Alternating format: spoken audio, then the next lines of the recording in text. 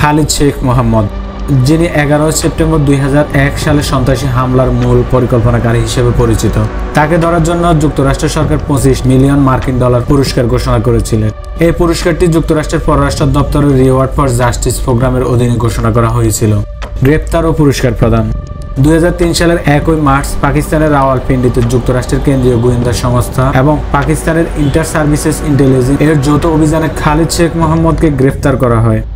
গ্রেফতারের পর যুক্তরাষ্ট্রের কেন্দ্রীয় গোয়েন্দা সংস্থার কারাগারে নিয়ে যাওয়া হয় এবং পরে গুয়ান্তানামো বে ডিটেনশন ক্যাম্পে স্থানান্তর করা হয়। তার গ্রেফতারের তথ্য প্রদানকারী একজন আত্মীয় ছিলেন, যিনি যুক্তরাষ্ট্রের পুরস্কার প্রোগ্রামের আওতায় পুরস্কার পেয়েছিলেন বলে জানা যায়।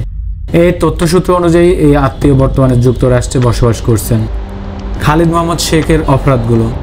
খালিদ মোহাম্মদ শেখ 11 সেপ্টেম্বর হামলার পরিকল্পনাকারী হিসেবে পরিচিত ছিলেন। তিনি আল কায়েদার প্রচার বিভাগের প্রধান হিসেবে দায়িত্ব পালন করছেন। তার বিরুদ্ধে 2977 জন হত্যার অভিযোগ সহ বিভিন্ন সন্ত্রাসী কর্মকাণ্ডের অভিযোগ রয়েছে। বর্তমান অবস্থা।